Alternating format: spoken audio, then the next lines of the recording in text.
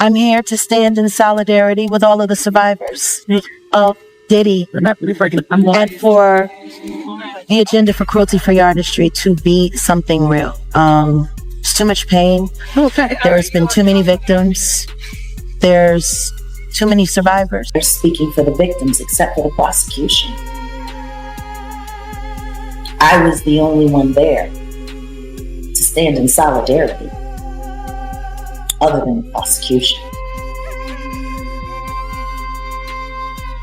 Looking around at all the YouTubers interloping, begging, waiting in line to get into the court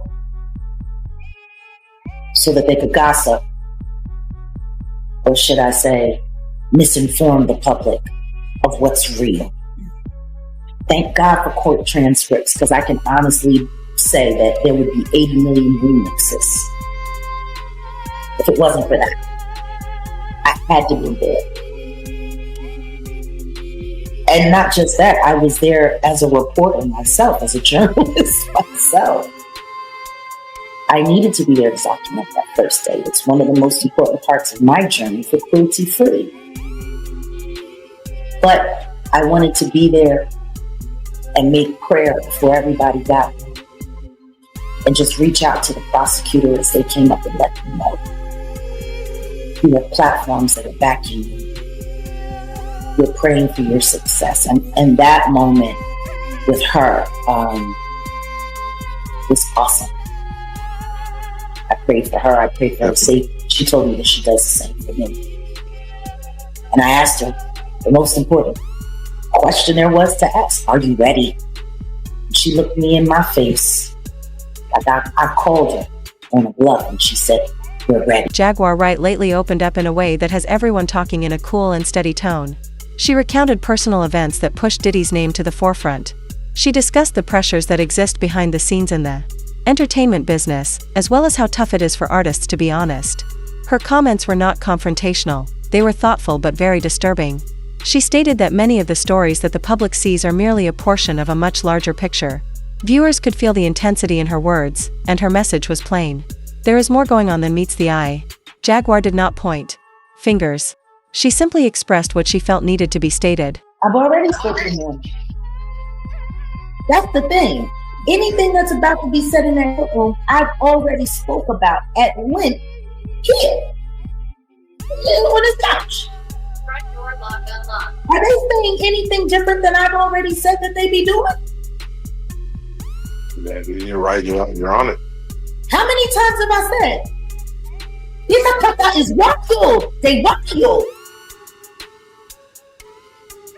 And everybody knew about it. I could have sworn to God I said that a million times. Everyone knew. Everyone. So no, I'm not surprised at anything he had to say. I'm not surprised at anything that Cassie is saying right now.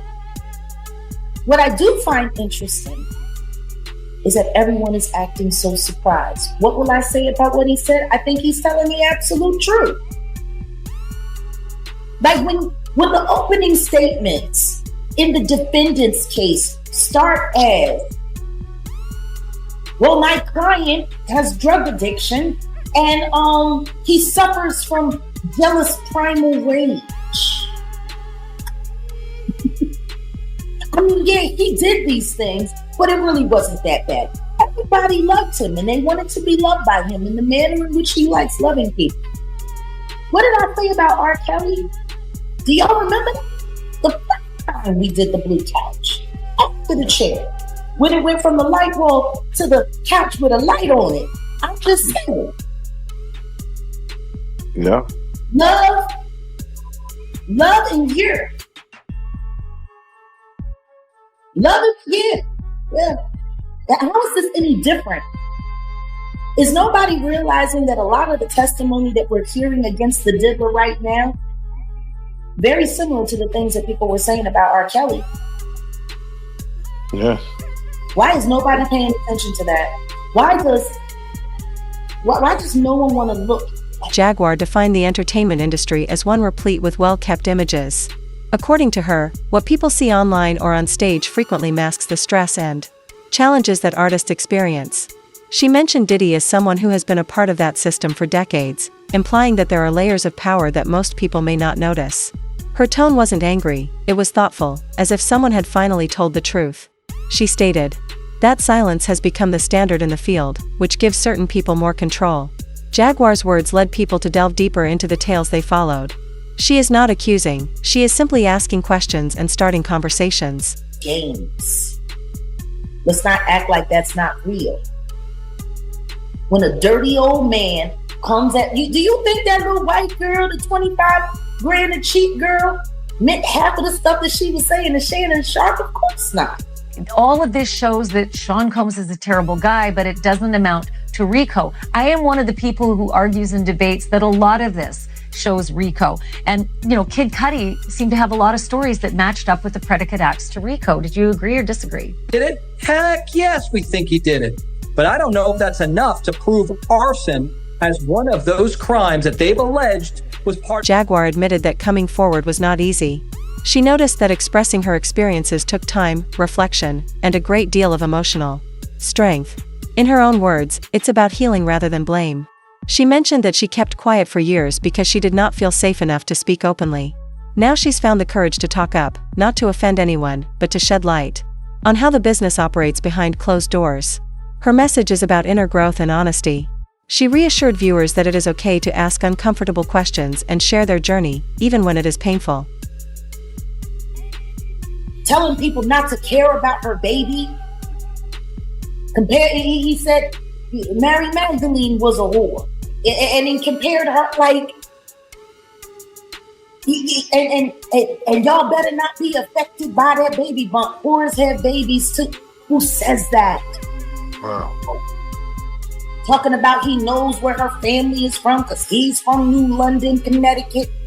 And everyone wants to keep barreling down on Ryan Leslie. It's funny. I talked about the whole Ryan Leslie connection. Ryan loved Cassie, bragged about it. Cassie just testified. She has tattoos on her body from Ryan Leslie. But nobody ever talks about how that relationship ended and how her relationship with Diddy began. Ryan was blowing up. And after him and Cassie separated,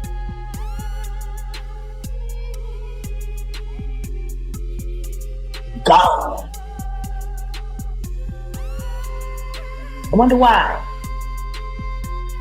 If Diddy has ran around and threatened every other man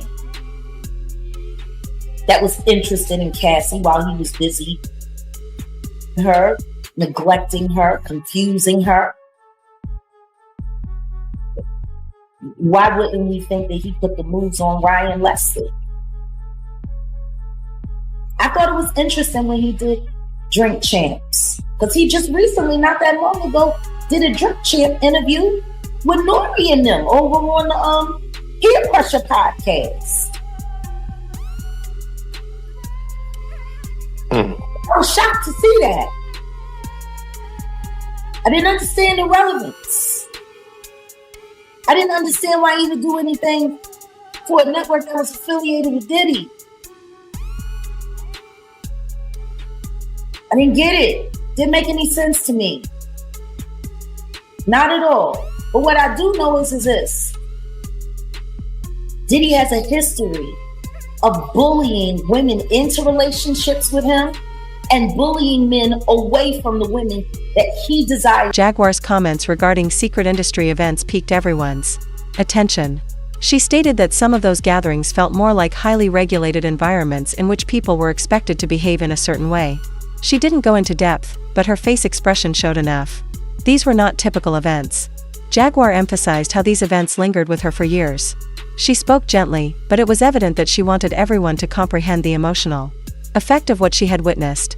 Her comments have prompted many to question how much of the entertainment business is shaped by image rather than truth. Scenes with Cassie under the direction of Sean Combs, and then Diddy's former assistant who testified to seeing Combs' another girlfriend.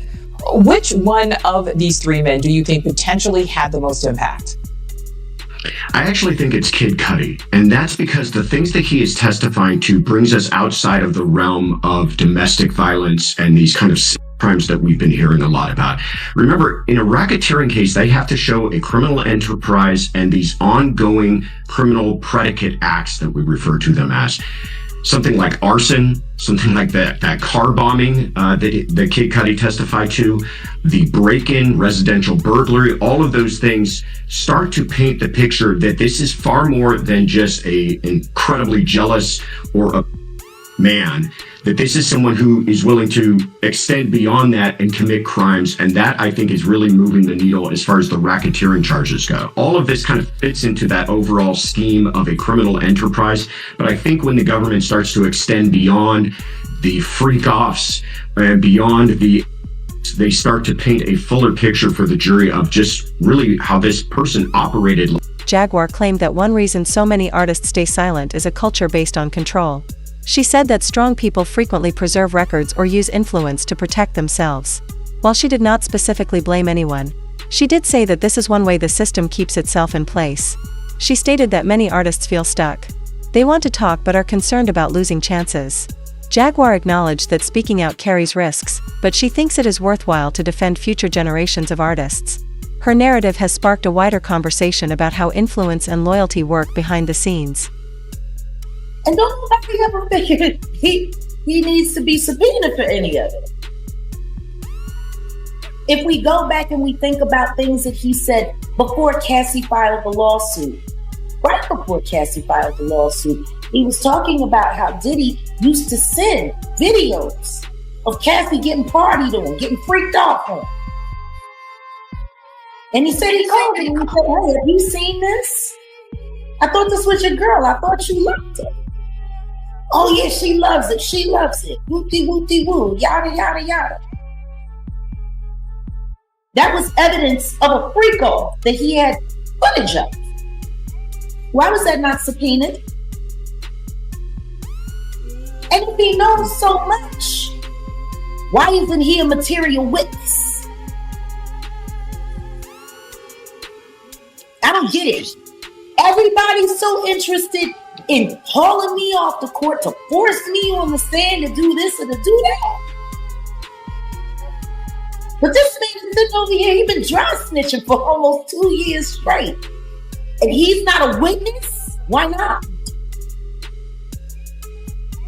If you have knowledge that the Jigga Man helped the Diddler boom boom Kid Cudi's car because he didn't want his property messed with, which was Cassie, why ain't nobody asking him to come testify about it? Why is he not being called in? Like all of this, I'm gonna sit on Instagram and I'm gonna just shoot a shot and I'm gonna do this and then I'm gonna sit back and watch and please. This is serious. People have been hurt. People have been destroyed. Now you just want to be the lineup King Curtis, huh? How about we line you up everything you did with Soulja Boy? Who is that? Being used as a dog whistle against DDG. All of this is getting real suspicious. The connection to Diddy, and indeed another A-list name, Will Smith, allegedly came through what was packaged as a mentorship program. When Bryce was just 17 years old, Jaguar brought up a pattern that caused her to ponder on previous events. She describes other artists whose careers ended suddenly or who had emotional troubles, saying that they all belonged to the same circles. She made no clear claims, but she did said there were too many coincidences to ignore. Her goal was not to scare people, but to encourage critical thinking. Fans began examining earlier headlines and interviews, wondering whether there was more going on. Jaguar's message was straightforward: pay attention because trends do not deceive. Her observations were thoughtful, not harsh, but they certainly sparked conversation. You know, for Cassie to take the stand, and mind you, there's no cameras in court. For Cassie going up there pregnant, almost due, for the optics of that, how do you feel, just, you personally, the optics of hearing about freak-offs, hearing about these things that happened, years ago, and seeing her there because her husband is there too, and I believe he stormed off as well because she has children and now she's pregnant. The optic of seeing her up there, being treated like a worker. Yeah. Being disrespected. All of the things, God bless Alex Fine. God bless Mr. Fine. Nobody has really thought about what this must be like for him. The second that him and Cassie pulled up in New York, they already had YouTubers, like ex-bad boy cheerleaders, who still bragging about being loyal to the dip, calling her a whore, telling people not to care about her baby. He said Mary Magdalene was a whore, and he compared her like,